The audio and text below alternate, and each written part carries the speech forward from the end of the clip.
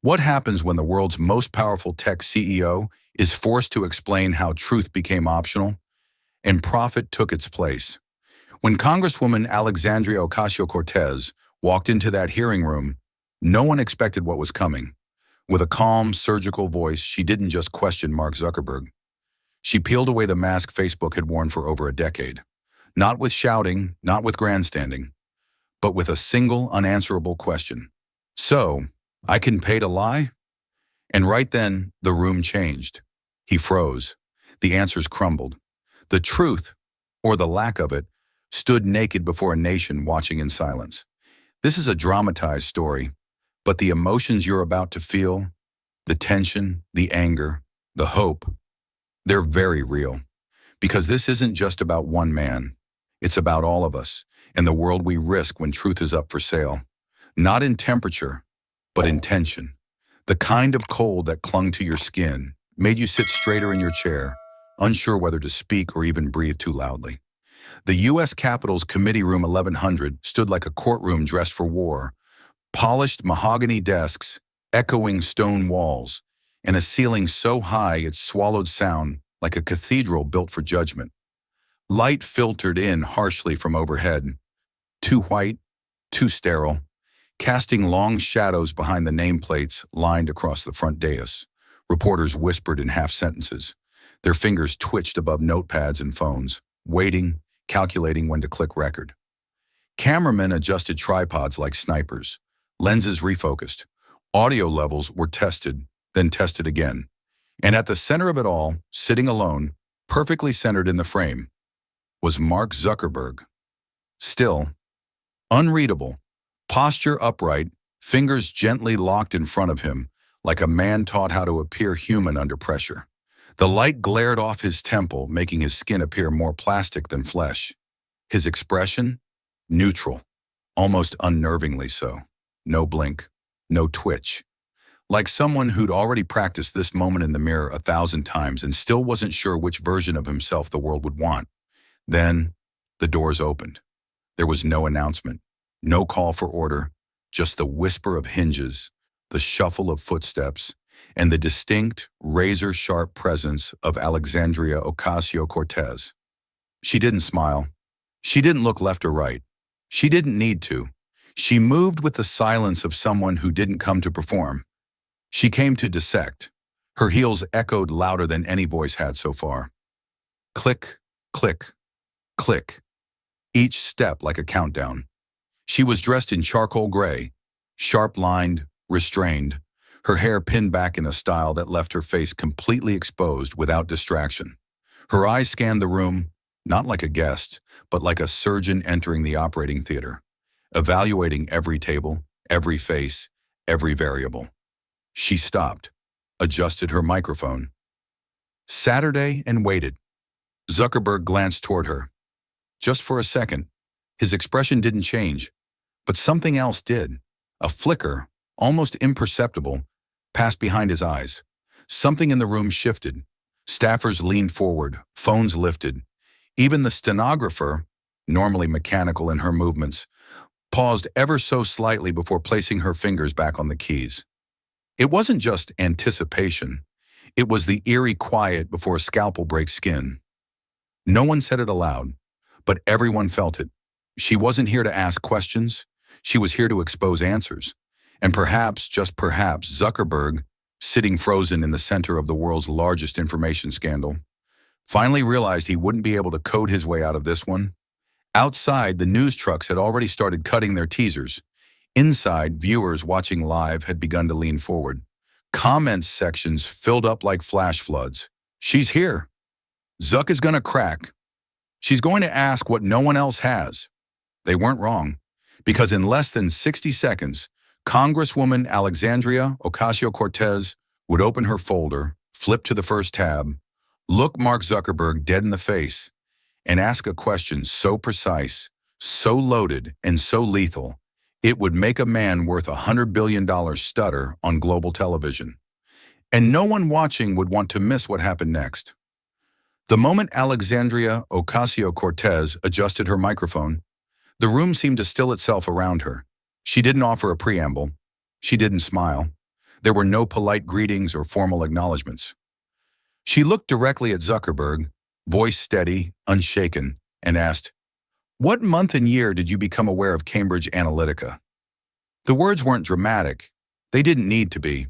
It was the calmness, the surgical precision, the absence of theatricality that made the question land like a steel spike. The simplicity of it forced attention, and in that moment, all eyes shifted from her to him. Zuckerberg blinked. Just once. Not a flinch, but a clear deviation from the frozen posture he had maintained minutes earlier. It was the smallest gesture, but in a room trained to catch signs of evasion, it was glaring. He opened his mouth, then paused as if reviewing a folder in his mind that wasn't quite opening fast enough. I'm not sure of the exact time," he began, his voice faltering slightly. "But it was probably around the time when it became public. I think it was around March of 2018. I could be wrong, though." It wasn't a wrong answer, necessarily, but it wasn't a right one either, and everyone in the room knew it. Ocasio-Cortez didn't respond with surprise. She didn't scoff or shift in her seat. She simply turned to her notes, flipped a single page, and fired again. When did Facebook COO Sheryl Sandberg become aware of Cambridge Analytica? The pause this time was longer. Zuckerberg's eyes moved, almost involuntarily, to his counsel seated just behind him, then back to the Congresswoman. I don't know off the top of my head." AOC tilted her head slightly, as if considering the answer not for what it was, but for what it lacked. "You don't know," she repeated, not as a question, but as a statement of fact. Then, "Did anyone on your leadership team know about Cambridge Analytica prior to the initial report by The Guardian on December 11, 2015? Her pace was deliberate, quick enough to hold attention, slow enough to let every syllable hang in the air. The tension was no longer rising in waves, it was condensing, forming a single point aimed directly at Zuckerberg's composure. "I believe so," he replied, adjusting in his seat. "Some folks were tracking it internally, and I actually, as you're asking this, I do think I was aware of Cambridge Analytica as an entity earlier. I don't know if I was tracking how." For a few seconds, the hearing room seemed to hold its breath. Mark Zuckerberg's voice had started to shake, almost imperceptibly, and Alexandria Ocasio-Cortez, still calm, gave him no space to regroup. She didn't interrupt. She didn't escalate. She simply let his vagueness speak for itself, because sometimes silence was the most damning evidence of all. But what made her questioning so precise wasn't just what she asked. It was the weight behind her words. These weren't abstract queries about policy. They were the threads of a much larger fabric, one that the public remembered far too well and that many were still living in the shadow of. What the room didn't see, but what the viewers at home could feel, was the unspoken rewind. Back to 2016, back to the days when their feeds were flooded with stories too outrageous to ignore and too tempting to verify. Fake articles, doctored headlines, fabricated scandals, stories that looked legitimate, felt urgent, and spread like wildfire. A viral tale about a hidden Clinton email server. A rumor about Trump's secret ties to foreign powers. Graphics dressed in red, white, and blue, designed to catch the eye, distort the truth, and stir the pot. Millions of users, unaware of what they were absorbing, scrolled past carefully curated lies, each one shaped not by journalism, but by psychological targeting. Likes, shares, habits, and fears, bundled into profiles and sold to the highest bidder. Cambridge Analytica didn't hack democracy with code. They hacked it with human behavior, using Facebook as their megaphone. AOC didn't need to spell this out. She trusted the room, and more importantly, the public, to remember. And they did. Somewhere in that crowd of viewers was a nurse who hadn't voted in 2016 because she believed a fake report said her polling station had closed. A factory worker who thought Hillary Clinton was under FBI indictment because a doctored post claimed so.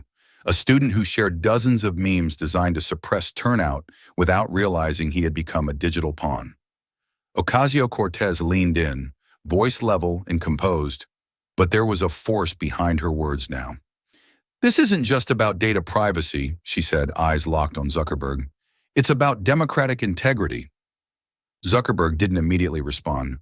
For the first time, his face began to shift. Not dramatically, but enough to betray something real.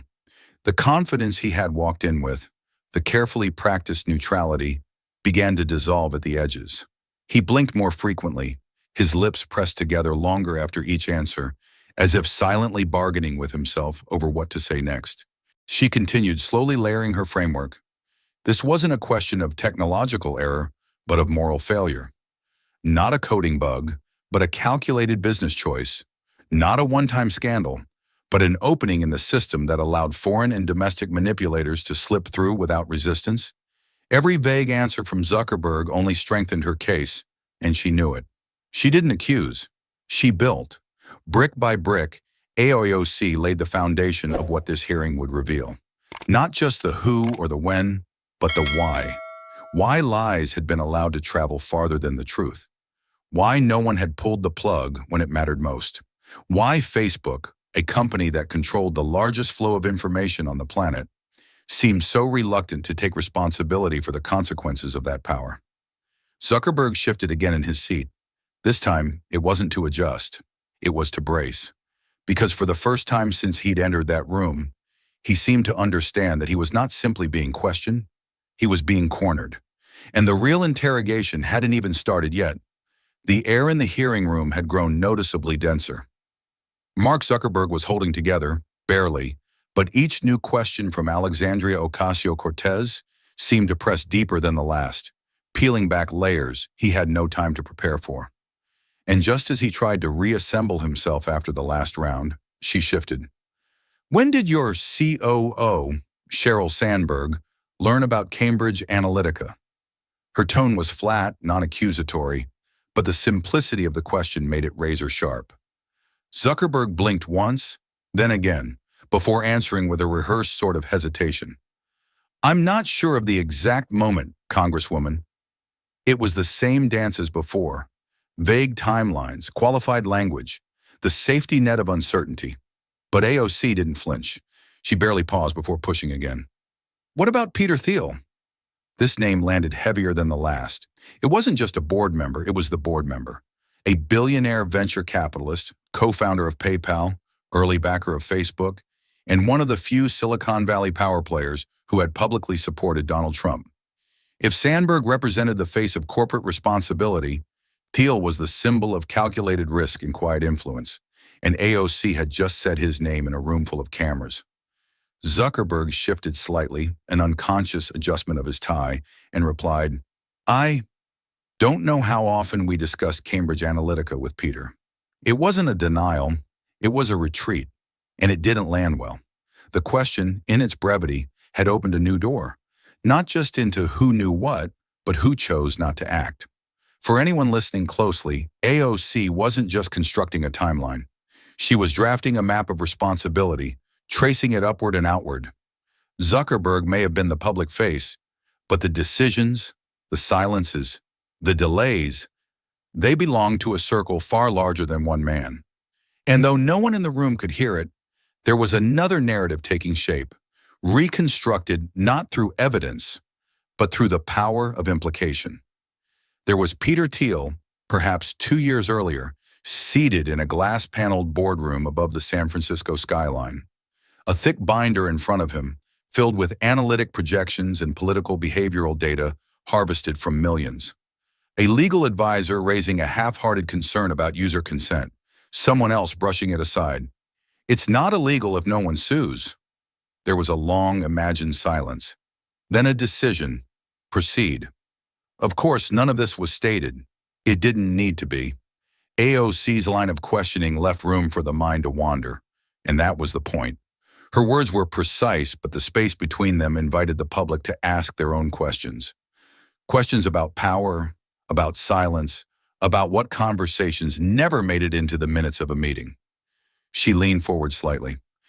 Just to clarify, Mr. Zuckerberg, are you saying you do not know if one of your longest-serving board members was aware of the largest data scandal ever tied to your company? Zuckerberg's mouth opened, but nothing came immediately. His brow tensed. believe we may have discussed it at some point after it became public. It was the same dodge as before, but slower this time, weaker, and the room felt it. AOC didn't follow up. She didn't need to. The question lingered, unanswered in its fullness, hanging above Zuckerberg like fog. Somewhere in a different city, Peter Thiel's name was already trending. The public didn't need every detail filled in. They just needed to know which direction to look. And with only a few questions, AOC had already started pointing. The exchange had shifted. The early questions were about facts, dates, names, moments of awareness. But now Alexandria Ocasio-Cortez was tightening her focus. She had established the outlines of Facebook's failure to act swiftly, and now she was moving to the part that mattered even more. Not what had happened in the past, but what the company was still choosing to allow. She didn't raise her voice. She didn't need to. Her authority came not from tone, but from precision. She turned a page in her folder and spoke without looking up. Mr. Zuckerberg, in 2020, Facebook announced that it would no longer fact-check political ads. Is that still the company's position? Zuckerberg nodded slowly. Yes, Congresswoman. Our policy is to allow political speech to be seen and heard. We believe in protecting freedom of expression, particularly when it comes to elected officials and candidates. It was a familiar answer, one he had given to dozens of media outlets before. The language was polished, neutral, almost philosophical in tone. We believe in free speech was a shield that, for years, had served Facebook well, but AOC wasn't interested in debating ideals. She was there to dissect consequences. So, she said, looking up now, truth is optional. For a price? The question didn't land like a punch. It landed like a quiet, slow-moving realization, the kind that makes people shift uncomfortably in their chairs. Zuckerberg didn't immediately respond. His fingers pressed together in front of him, then separated, then rejoined. Congresswoman, he began carefully, we think it's important for people to see what their elected officials are saying and to judge that speech for themselves. She didn't interrupt. She let him finish the entire sentence. Then evenly. But you're not talking about organic posts. You're talking about paid advertising. You're telling me that a politician can pay Facebook money to line an ad, and Facebook will run it without checking if it's true. Zuckerberg hesitated.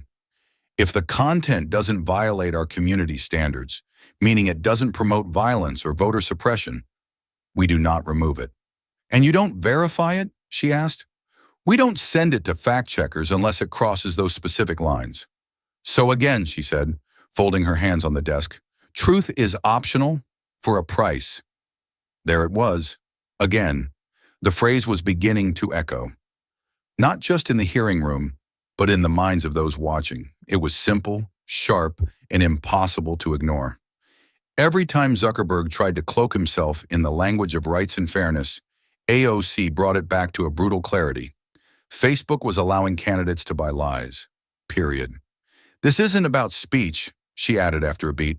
This is about disinformation packaged as campaign material, paid for with donor money, and boosted by your algorithm to reach millions of voters before your team even looks at it.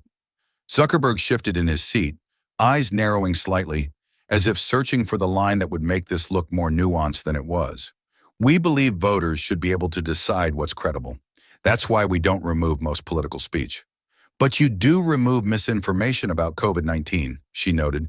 You do remove false claims about vaccines. You do remove content that challenges the legitimacy of elections after they happen. So the only line Facebook draws is whether something is dangerous now, but not whether it distorts an election before it's too late to fix it. He didn't answer right away. The room waited. In that pause, the logic folded in on itself. Because the more Zuckerberg tried to define free speech as an unmoderated marketplace of ideas, the clearer it became that some ideas could be paid to drown out the truth. And when that happened, what Facebook was protecting wasn't freedom, it was profit. And AOC had just made that painfully clear. While the tension inside the hearing room simmered just below boiling, the world outside was already on fire. The moment clips from AOC's line of questioning hit social media, timelines began to light up. Short video snippets, barely 30 seconds long, were being shared faster than most political ads ever had. Viewers paused their lunch breaks, plugged in headphones at work, and watched as a sitting congresswoman calmly unraveled the defenses of one of the richest, most powerful tech figures on the planet. "She's got him cornered," one user posted, retweeting the clip of AOC asking whether truth had become a luxury item. "This isn't a hearing, it's a clinic," wrote another. Within minutes, hashtags like hashtag truth for sale and hashtag AOCV Zuck were trending nationally. Newsrooms scrambled to keep up, their push alerts going out even before the testimony concluded. Something about this moment had hit a nerve, deep, raw, and unresolved. It wasn't just the spectacle of a political confrontation. It was something older, something that had been simmering quietly for years. People remembered 2016, and they remembered it vividly. Not the policy debates or the televised town halls, but the confusion, the flood of false headlines, the doubt creeping in with every swipe of the thumb. A grandmother in Ohio recalling how her church group had forwarded her an article claiming one candidate had been arrested, a college student in Florida who swore he saw a viral video about illegal votes that never actually happened, a veteran in Wisconsin who stayed home on Election Day because he wasn't sure what to believe anymore. They hadn't all been manipulated the same way, but they had all been caught in the fog. Now in 2025, they were watching someone cut through it with the sharpness of plain speech and moral clarity. AOC wasn't just holding Zuckerberg accountable in that chamber. She was speaking to the millions who had never been given a platform to say, "I was misled." Her words weren't rehearsed to sound righteous. They were measured to feel real. And that's what resonated. For those watching from home, there was a deep, unsettled sense of vindication. Not joy exactly, but something closer to recognition. They weren't crazy. They hadn't imagined it. What they experienced, confusion, betrayal, uncertainty, had been part of a much larger system, and now that system was being called out in broad daylight. Inside the room, Zuckerberg couldn't hear the wave forming beyond those walls, but AOC could feel it. She had always been more attuned to the public's pulse than most. Her words were calibrated not just for the chamber, but for every teacher, parent, worker, and voter who had once clicked on a lie and carried its consequences without ever knowing it. They were her real audience. She didn't have to raise her voice or deliver a monologue to shake the foundation. All it took was a question, plainly asked. "So, truth is optional? For a price?" It echoed far beyond the walls of Congress into living rooms, phone screens, and memories long tucked away. And for the first time in years, those who had once felt silenced were hearing their own confusion turned into clarity, out loud on the record and impossible to ignore. It was in the quiet that Alexandria Ocasio-Cortez became most dangerous. Up until this point, her pace had been steady and firm, each question landing with deliberate pressure, gradually forcing Mark Zuckerberg into increasingly narrower spaces. But now something shifted. She paused, then leaned back ever so slightly in her chair. Her shoulders softened, her hands relaxed on the desk, and when she spoke again, her voice was noticeably lower, cool, almost gentle, like she was inviting someone into a private conversation rather than interrogating a CEO before Congress. The shift in tone was so subtle that it took the room a few seconds to register it. But when they did, it was as if everyone leaned in a little closer. The tapping of keyboards slowed. The air grew heavy again. Zuckerberg, for his part, didn't move at all, but the tightening of his jaw and the quick dart of his eyes revealed what he wouldn't say out loud. He felt it too. "Let's say," AOC began, her words slow and deliberate, "that I wanted to run a Facebook ad, and I decided to target specific ZIP codes, predominantly Black communities. In that ad, I tell them the wrong date for the election." She let the sentence sit there for a moment, unfinished yet complete in its provocation. "Would that be allowed under your current policy?" Zuckerberg didn't respond right away.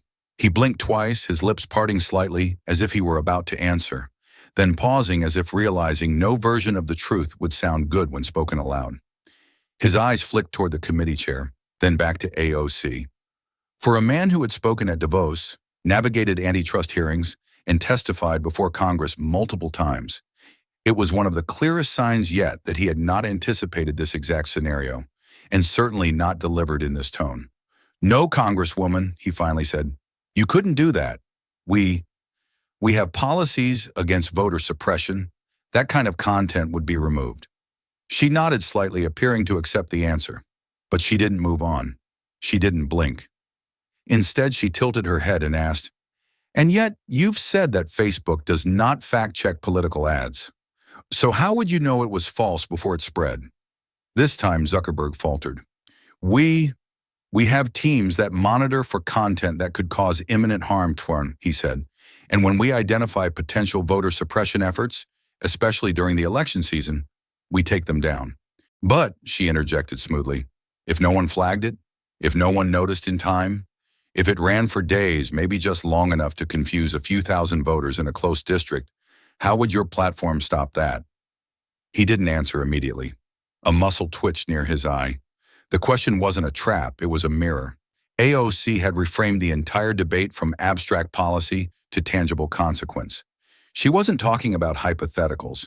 She was talking about the fragile mechanics of democracy, where even a small lie in the right place at the right time could swing a local race, could silence a community, could tilt an outcome. She wasn't warning of what could happen. She was describing what already had. Zuckerberg shifted in his chair. His confidence, once practiced and even robotic, now felt thinner, worn down by the realization that he wasn't just being asked questions. He was being made to answer to the public, through the voice of someone who had clearly come prepared not to accuse, but to reveal. And in that moment, it was clear he had no place left to hide. Zuckerberg straightened his posture, as if anchoring himself to the desk would make the next words feel more certain than they were. His voice remained controlled, but there was a faint tightness in his tone that hadn't been there earlier. "Congresswoman, as I said, we would remove anything that causes imminent harm, content that incites violence or suppresses voting through misinformation. We've developed clear policies to deal with that." It was the kind of response that sounded firm on paper, structured, regulatory, designed to suggest that someone, somewhere inside the company had thought these things through. But the words fell flat in the room. It wasn't that they were legally inadequate. It was that they were morally evasive. And AOC wasn't going to let that go unnoticed. She leaned forward slightly, her voice still composed, but sharper now. "So you act only if the lie causes violence? If it literally tells people not to vote, you'll step in. But what about the gray space before that? What about confusion?" Zuckerberg didn't answer right away, and that pause, that hesitation, was more revealing than a direct reply. AOC seized the moment. What if an ad doesn't say, "Don't vote," but tells someone the polls close at 3 p.m. when they close at 8? What if it says you need 2 forms of ID when you don't? What if it's targeted at neighborhoods where voter turnout historically determines tight races? She wasn't listing abstract hypotheticals. Her words painted scenes so vivid they didn't need further explanation. A single mother rushing home from her shift, seeing an ad in her feed and thinking she's missed her chance. A first-time voter being told he's not registered because he moved 2 blocks over. A bus full of senior citizens turning back because a post said their precinct had closed. "That's not violence," she continued. "That's not blood in the streets. But it's real harm, measurable harm. It changes who shows up. It changes the outcome. Isn't that enough for Facebook to act?" Zuckerberg swallowed. We're constantly reviewing how to define harm, and we try to be careful not to overreach into political debate. That's why we focus on speech that risks imminent physical danger or direct interference with voting access. "But confusion is a form of interference," AOC replied, her tone quickening slightly now. "Especially when it's calculated. Especially when it's paid for. A lie that slips just under your standard doesn't make it less dangerous. It makes it harder to catch. Doesn't that make your policy a loophole for manipulation rather than a safeguard against it?" Zuckerberg looked down at the desk for a split second, a gesture that did not go unnoticed. The fault lines were showing.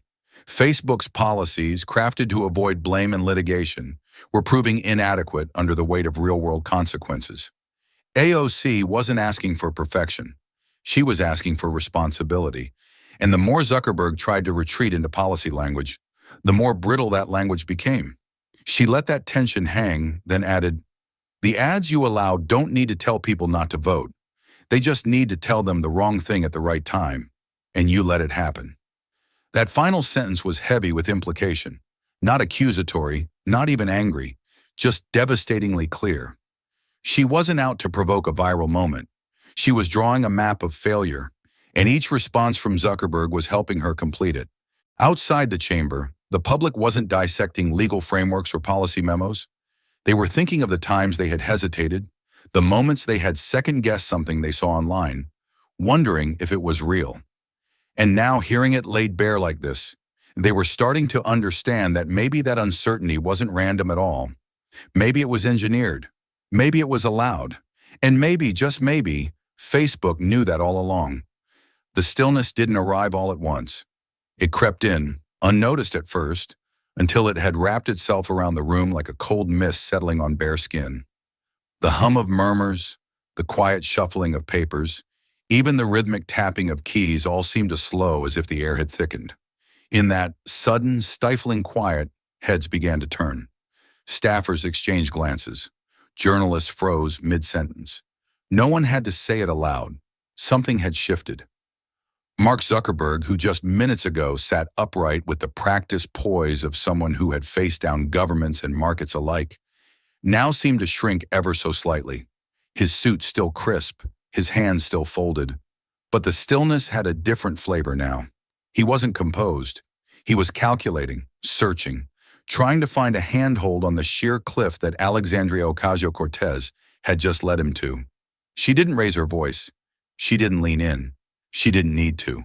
Her strength came not from volume, but from precision, the kind that didn't just challenge the person in front of her, but dismantled the illusion around him.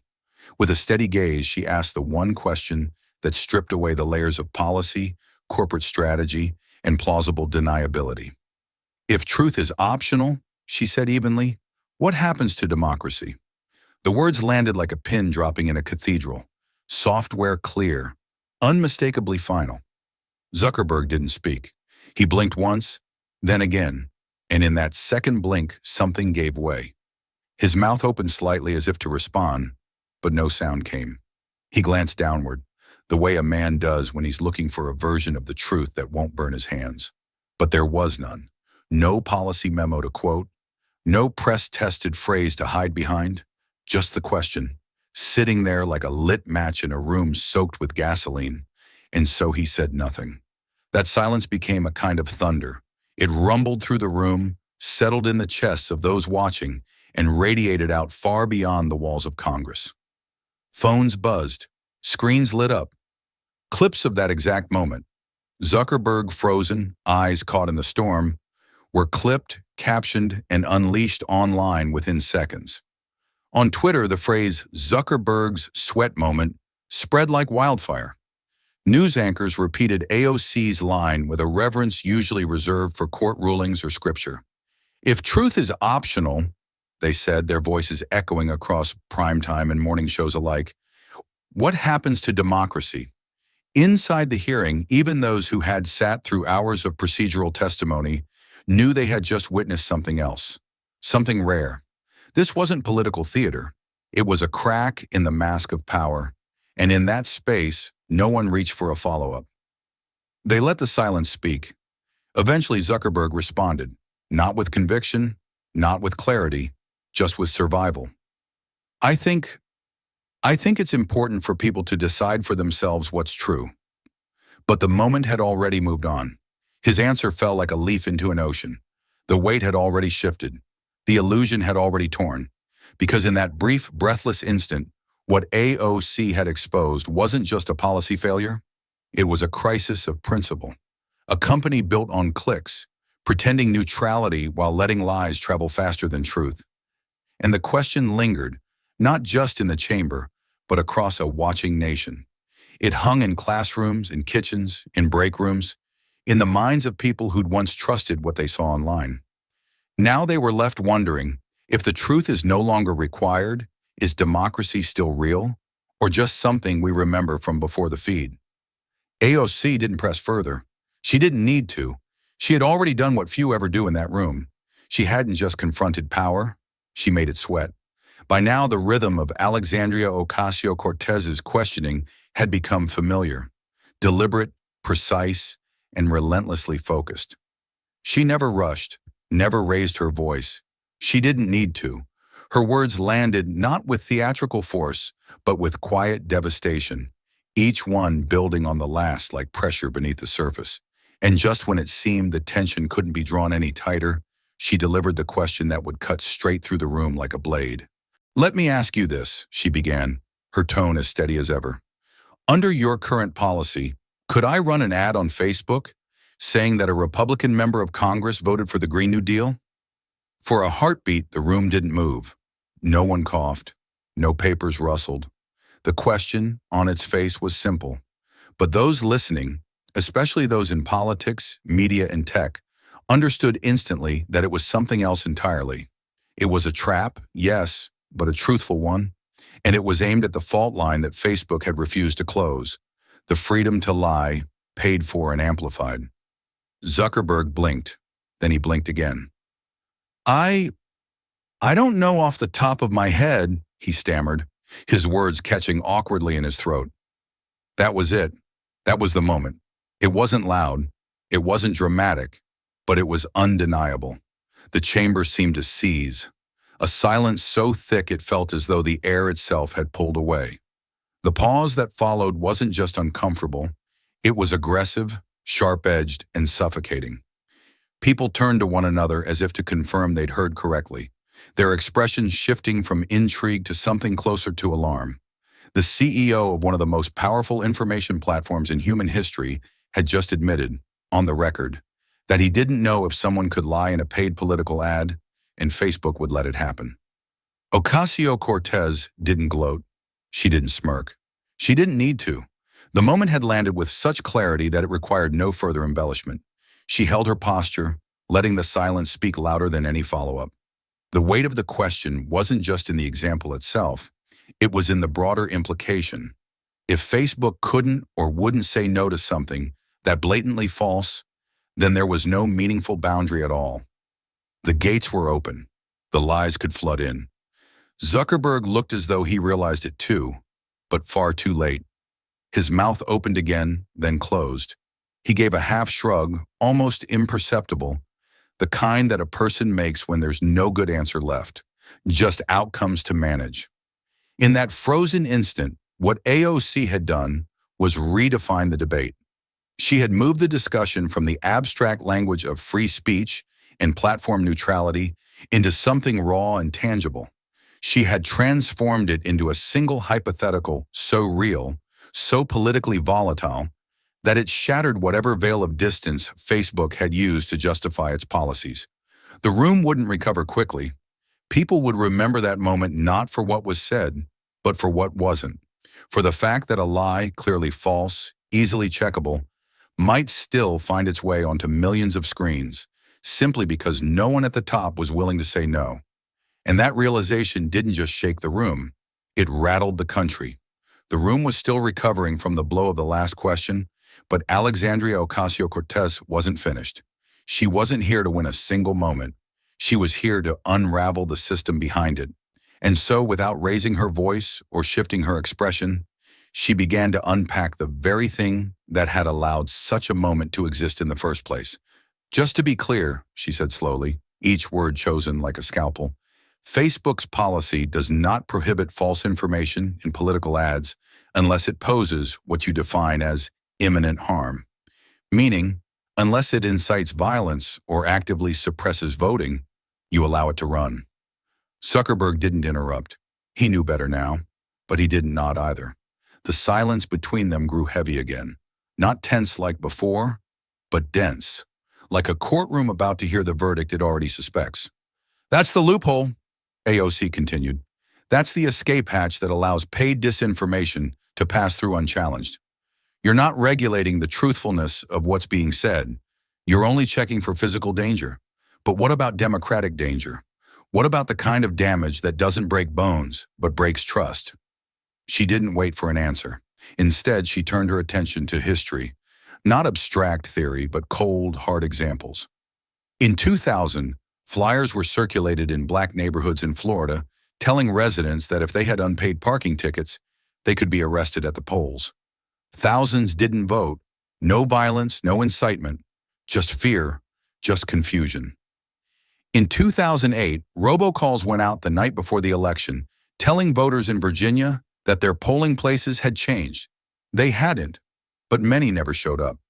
In 2016, entire fabricated stories, things proven false, flooded platforms like yours. A candidate running a child trafficking ring out of a pizza shop claims that polling stations were rigged. Millions of shares. No fact-checking before the damage was done. She paused, not for effect, but because the list could have gone on much longer. But it didn't need to. The faces around her had begun to shift. Some looked down at their notes. Others stared straight ahead, listening but not reacting, unwilling to give away just how deeply the examples cut. The thing about lies in politics, AOC said, her voice tightening just slightly, is that they don't have to cause chaos in the streets to be dangerous. They just have to land before the truth does. And when you let them in, when you allow them to be paid for, boosted and targeted, you don't just fail to protect democracy, you auction it off. Zuckerberg's face was unreadable now, but the rest of the room was not. There was a chill, a different kind from earlier. Not anticipation, recognition. Every lawmaker present, every journalist watching, knew someone who had fallen for a lie. A cousin who stopped voting, a parent who believed a meme, a friend who forwarded something that felt just real enough to repeat. AOC's words had pulled those stories out from the shadows, and now they were sitting beside every person in the chamber. This isn't about whether Facebook wants to be the arbiter of truth, she added.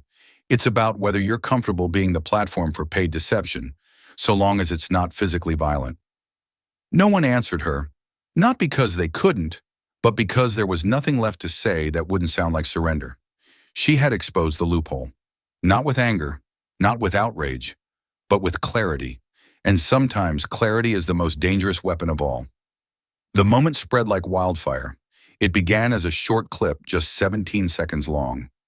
AOC, clear and steady, asked whether she could pay to run a Facebook ad, falsely claiming a Republican voted for the Green New Deal. Zuckerberg, blinking fast, stammered, I don't know off the top of my head. That was it. 17 seconds.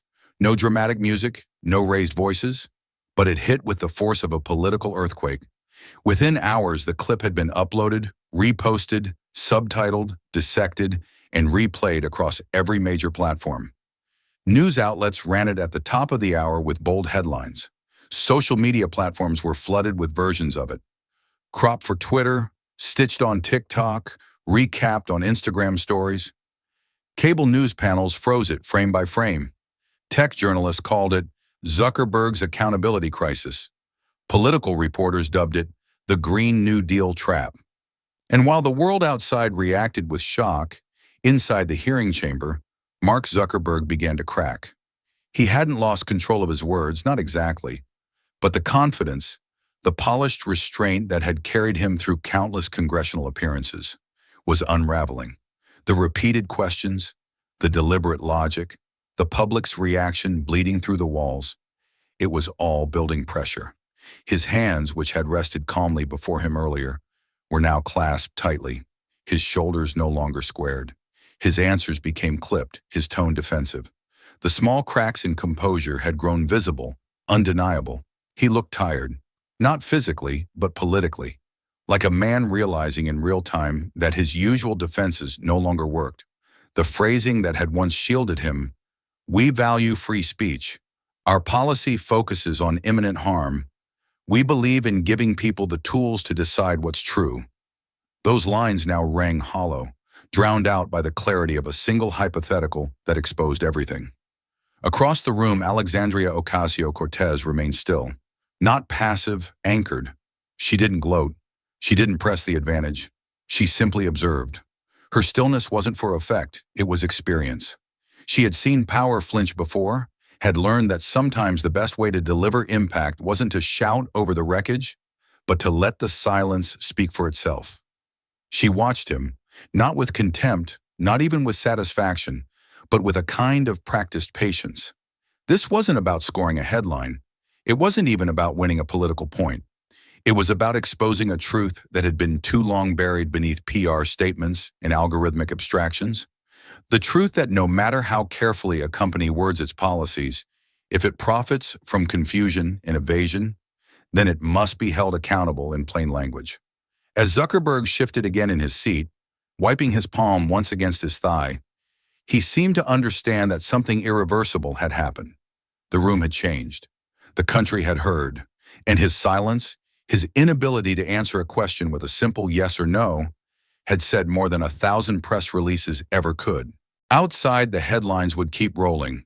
The phrase Green New Deal trap would cement itself in media memory. But inside the chamber, something deeper had been felt. A line had been drawn, and Zuckerberg, for the first time in a long time, found himself on the wrong side of it. By this point in the hearing, the mood in the chamber had shifted from skeptical curiosity to something closer to moral unease. It was no longer just a matter of whether Facebook's policies were vague or insufficient.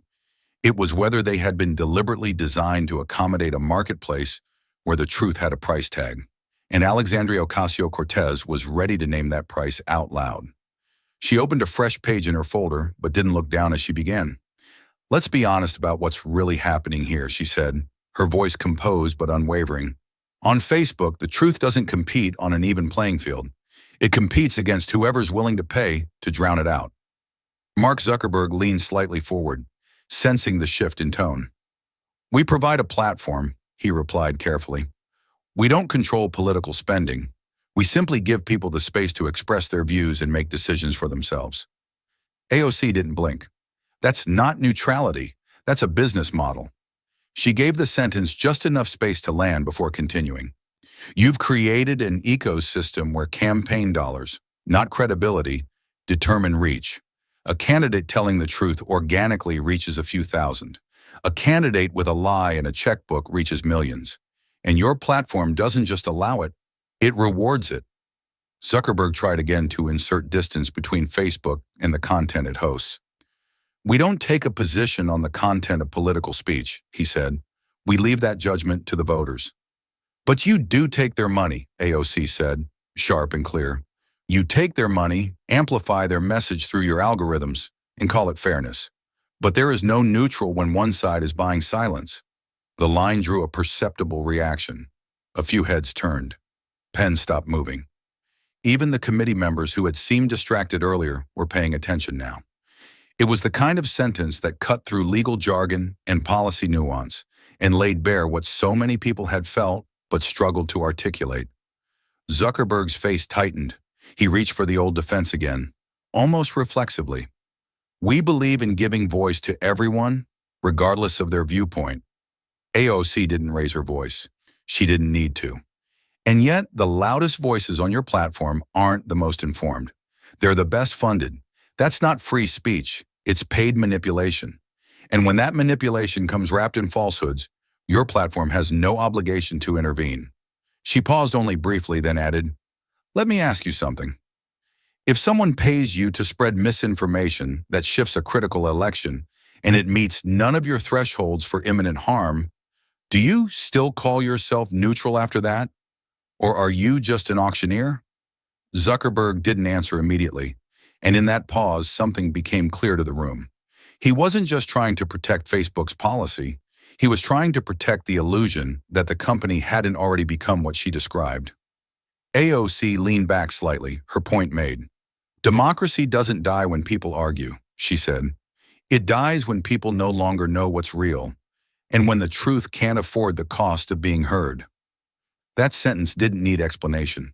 It spoke for itself, and as it echoed through the hearing room, it settled over the crowd like a verdict that had already been rendered.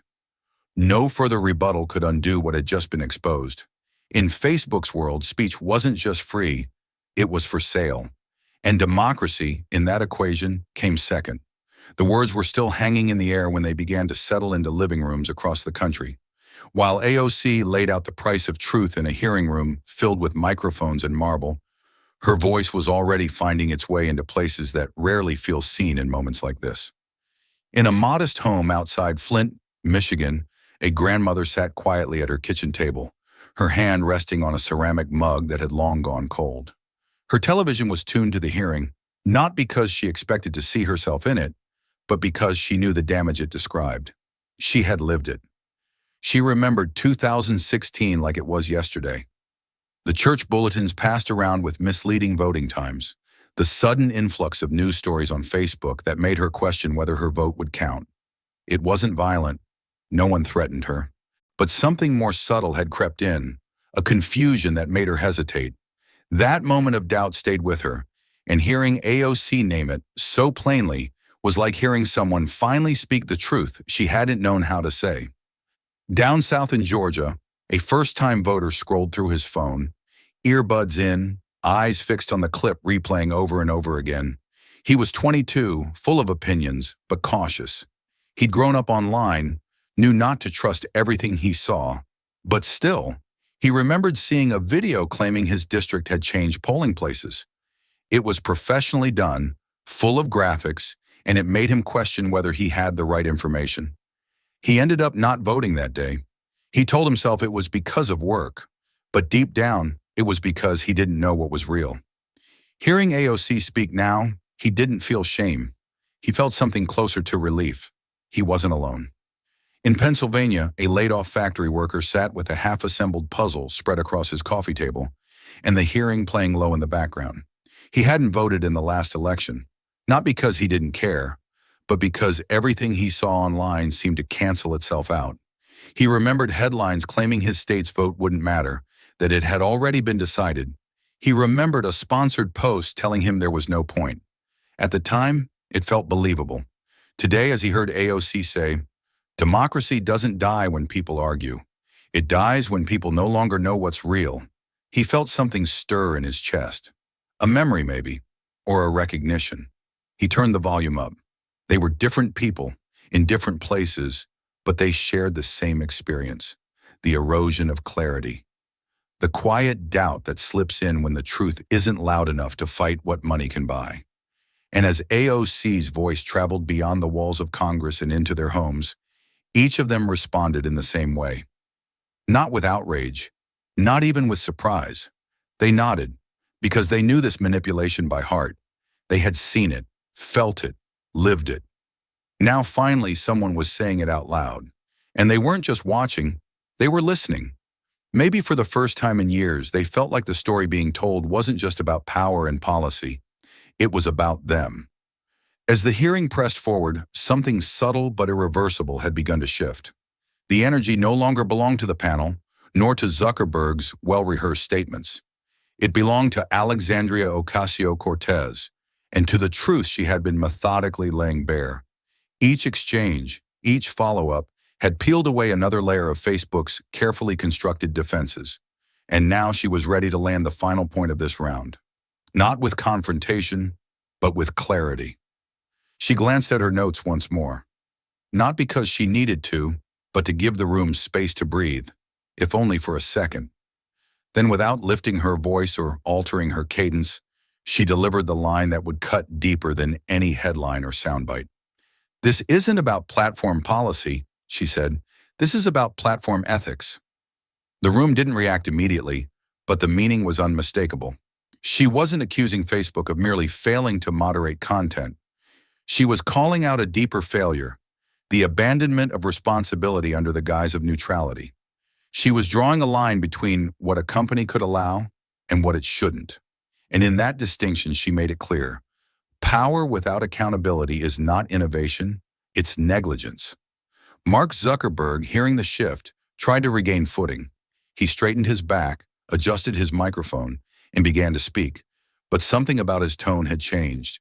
It was more hurried now, more rehearsed than responsive. "Congresswoman, we take these issues very seriously. We continue to review and improve our policies. We're constantly evolving to reflect the complexity of speech in a global context." But the words didn't land, not anymore. Not after everything that had been said. The pivot, so often effective in past hearings, fell flat this time. There was no more room to hide behind the language of improvement and evolution. The public had seen the loopholes, heard the contradictions, and watched him stumble when asked whether a candidate could lie for money. No amount of corporate phrasing could erase the silence that followed that moment. AOC didn't interrupt him. She didn't roll her eyes or cut him off. She simply let him speak. And somehow, that was more damning than a rebuttal. It made clear that his words were no longer part of the conversation. They were a script being recited to a room that had stopped listening. She folded her folder shut gently, her posture still composed. There was nothing else to add. Not now. Because what needed to be said had already been said and felt by the people in the chamber, by the Americans watching from their homes, by those who had long sensed that truth was losing ground, but couldn't quite name why. Now they could. Zuckerberg continued, trying to steer the moment back toward talking points, but it was no use. The hearing had crossed a threshold. This wasn't just a policy debate anymore. It was a referendum on principle, and AOC had made it unmistakably clear. When a platform profits from confusion, when it amplifies what is false because falsehood pays better, then ethics, not engineering, must answer for the consequences. Everyone in the room understood. The turning point had come, and there was no pivot that could undo it. The momentum AOC had built over the course of the hearing wasn't just a series of moments. It was cumulative. Each question had pulled at a different thread in the fabric. Facebook had draped over its practices, and now the unraveling was well underway. The public had seen how disinformation could be paid for and amplified, how neutrality was a myth, how democracy could be distorted not through force but through silence. But AOC wasn't done, not yet. There was one more piece to place, one that dealt not with lies told, but with who got to decide what counted as truth. She flipped to a final section in her folder, paused, then looked directly at Zuckerberg. Why, she asked clearly, did Facebook select the Daily Caller, a publication with documented ties to white supremacist rhetoric, as an official fact-checking partner on your platform? The temperature in the room dropped again. The question wasn't just explosive, it was surgical. She hadn't named an abstract issue. She had named an institution, one whose record had long been debated but rarely confronted in a room like this. And she hadn't just questioned their presence, she questioned their authority to declare truth on behalf of a platform that claimed neutrality. Zuckerberg didn't blink, but he did shift, just enough to betray discomfort. Congresswoman, he replied, voice clipped, Facebook does not select the individual fact-checking organizations. They are certified by the International Fact-Checking Network, which maintains a set of standards and conducts its own evaluations. It was a deflection, polished and familiar, but AOC had anticipated it. She nodded slowly, then asked, "And are you comfortable outsourcing the validation of truth to organizations with histories of promoting racial bias and political extremism, so long as someone else stamps their approval?" Zuckerberg hesitated just for a moment. "We rely on the IFCN to apply their criteria. We don't personally vet each outlet. But your platform gives them reach," she countered, "gives them authority. Your algorithms deprioritize posts flagged by these fact-checkers. You suppress content based on their judgment. Isn't that tacit endorsement?" Zuckerberg opened his mouth to respond, but she didn't stop. "Let me rephrase," she continued. "If a platform as large as Facebook empowers a publication with a documented history of pushing white nationalist talking points to decide what's true and what's false, who exactly are you serving when you call that process independent?" The question wasn't rhetorical, it was piercing. She had taken the heart of Facebook's content moderation defense, that it merely facilitates rather than influences, and revealed how hollow it was when paired with unexamined partnerships. Independence, after all, meant little when the institutions trusted to uphold truth had their own ideological baggage. Zuckerberg straightened slightly, his tone tightening. "Congresswoman, we believe in third-party verification precisely to avoid the perception that Facebook is making editorial decisions. But when you rely on institutions with agendas," she replied calmly, "you're not avoiding bias, you're institutionalizing it." The room held its breath again. This wasn't a tangent, it was a cornerstone. Because what AOC had just exposed wasn't a flaw, it was a pattern. Facebook wasn't just hands-off about lies. It was careless about the gatekeepers it handed the keys to. For many watching, it was the final confirmation they needed. Not only could lies be bought and boosted, but the very mechanisms meant to counterbalance them were, themselves, compromised. Because no one at the top had asked the most basic question, who are we trusting with the truth? And now that the question had been asked, clearly, publicly, without apology, it couldn't be unasked. Not by Zuckerberg, not by Facebook, not by anyone. The silence following AOC's previous question didn't offer Zuckerberg any reprieve. It only made what came next sharper. She had just outlined how Facebook had outsourced its fact-checking to groups with long-documented ties to racism and political extremism. His only defense, that they were approved by an outside body, was already beginning to collapse under the weight of what it implied. And AOC, as always, didn't let go of the thread once she had it in her hand. She stared directly at him, voice steady, low, but unmistakably pointed. So just to be clear, Facebook believes that organizations with links to white supremacist content and extremist rhetoric meet your platform's definition of rigorous standards? Zuckerberg froze. For a brief moment, he looked almost confused by the bluntness of the question, but it wasn't confusion, it was hesitation. He was trying to find a version of the truth that wouldn't implicate him further.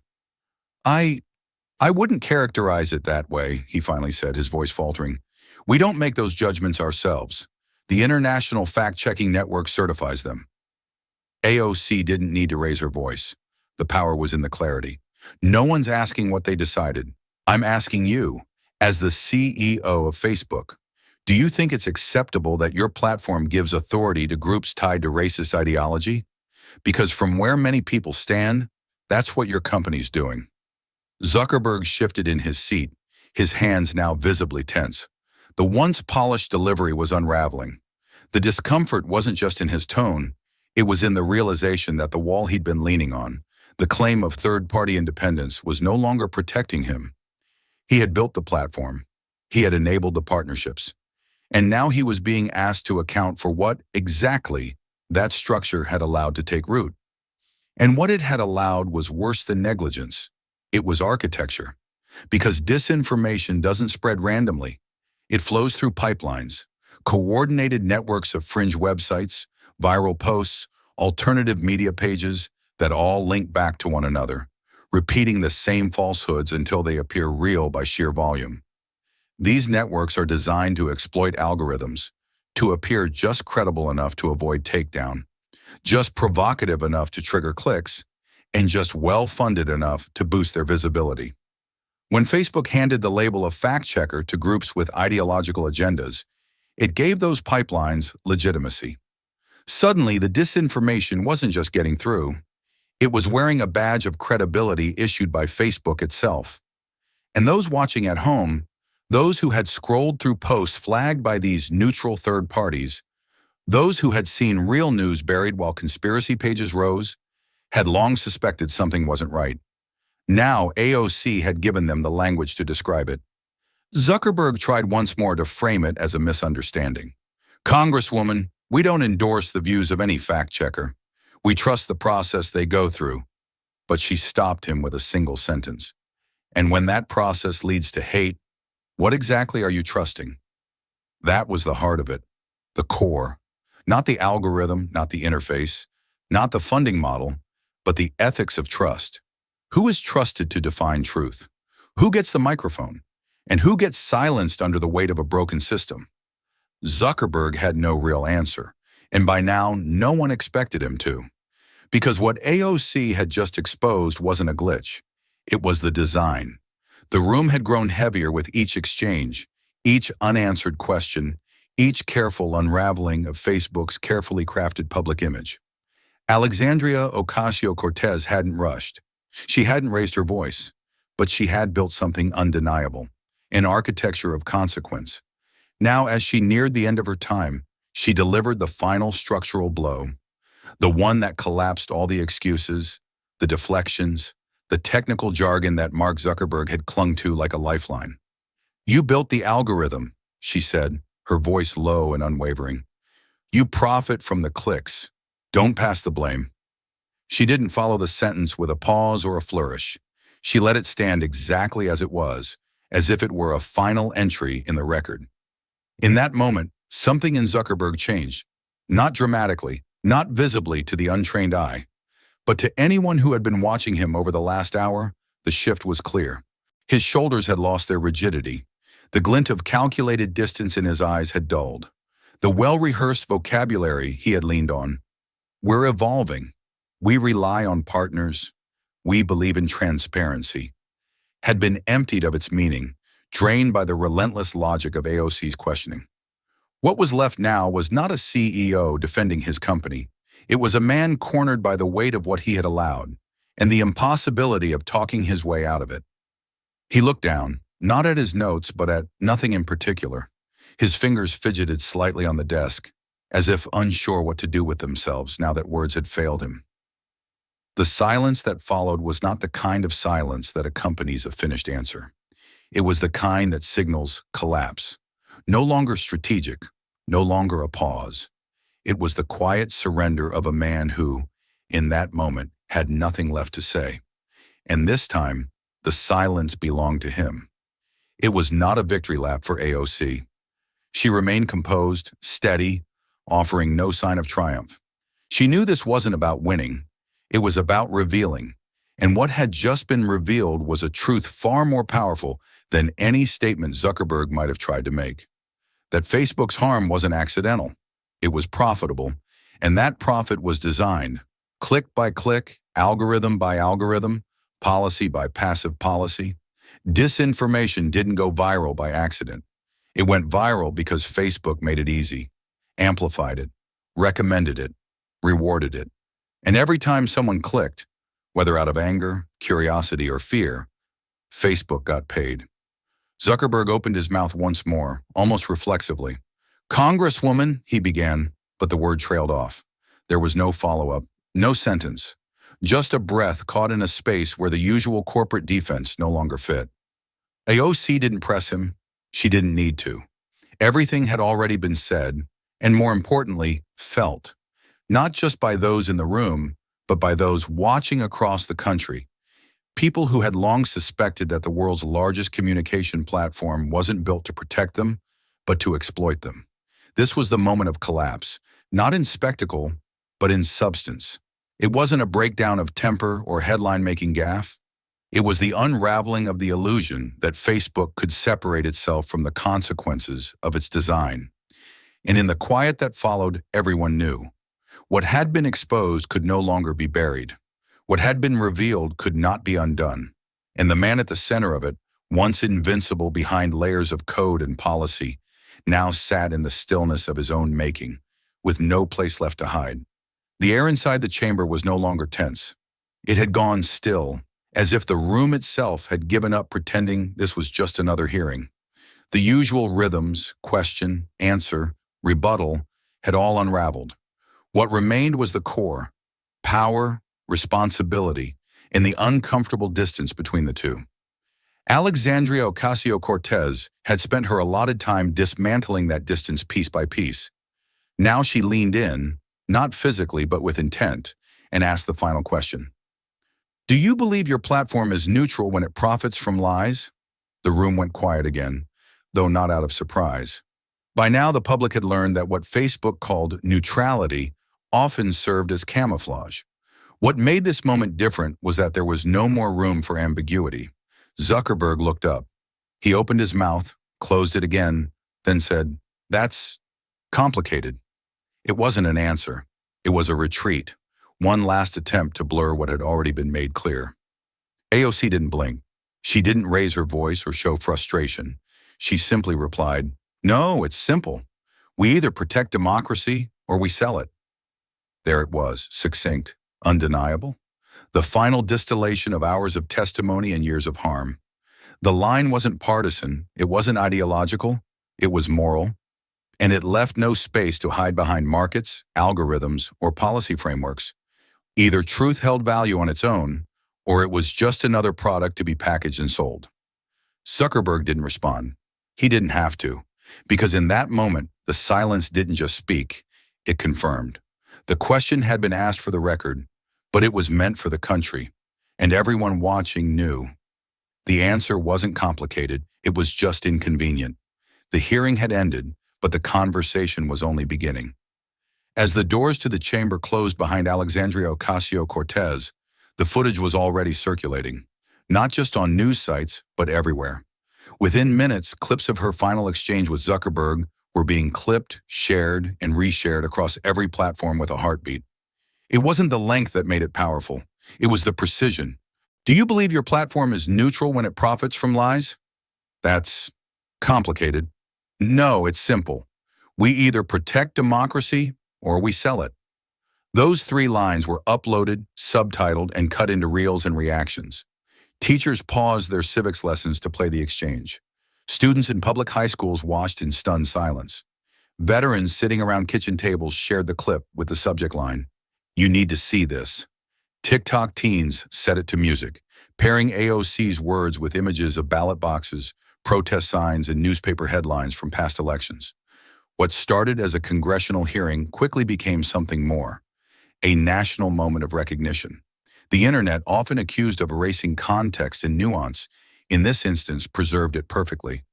No edits were needed, no dramatization. Just a few sentences that captured the whole truth of what was at stake, and one phrase emerged above all the rest. Truth is not optional. It trended. It was quoted in newsletters, scrawled onto posters, added to email signatures. For some, it was a reminder. For others, it was a rallying cry. But for everyone, it was a line drawn clearly in the sand. Because what AOC had said in that room didn't just belong to Congress anymore. It belonged to the people. And they were echoing it back louder than ever. The hearing room emptied, its charged silence still clinging to the air like static after a lightning strike. Alexandria Ocasio-Cortez stepped through the heavy double doors and into the waiting light of afternoon. The sun hit her squarely, but her eyes didn't flinch. She didn't scan for cameras or wave at the crowd. She walked with a quiet steadiness, as if every step belonged to something greater than the moment itself. Outside, the press surged forward, microphones lifted, recorders blinking red, voices overlapping with urgent questions. "Congresswoman, what now? Do you believe Zuckerberg committed perjury? Do you think Facebook will change?" The noise circled her like a storm, but she didn't speak. Not yet, not there. Her silence wasn't avoidance. It was a message in itself. She paused only once, at the top of the Capitol steps, just before reaching the black sedan waiting to take her away. Her eyes met the lens of one camera. No words, just a look. Measured, sharp, certain. And then she turned and descended. Across the nation, people were still watching. Some on lunch breaks, others huddled in living rooms, still others catching the replay on subway rides home. In one living room in Milwaukee, a middle-aged voter sat forward, tears quietly escaping her eyes. She didn't speak for effect. She didn't shout. She simply whispered, "Finally, someone said it." A voiceover begins, not from AOC, not from a narrator, but from the current running through the story itself. They say silence is weakness, but sometimes it's the sound of someone letting their actions speak. And in that silence, something stirred across America. Not an ending, not applause, but the first real breath before the next reckoning. And this time, the truth wouldn't be optional. It would be demanded. This story reminds us that silence, when rooted in conviction, can speak louder than any microphone. AOC didn't just confront Mark Zuckerberg. She confronted a system where truth is too often treated as a commodity. Her calm clarity revealed a deeper question we must all ask. In a world flooded with information, who holds the line between free speech and paid deception? The hearing wasn't just political theater, it was a mirror. It asked each of us to decide what kind of democracy we're willing to accept. Truth should never be optional, and accountability shouldn't wait for a viral clip. What about you? Have you ever paused to ask who profits from what you see online and what it might be costing the truth? If this story touched you, don't let it stop here. Like, share, and subscribe to Alexandria Rising Stories, where every voice matters and every story echoes far beyond the screen. This story is a fictionalized and dramatized narrative created for educational, inspirational, and storytelling purposes.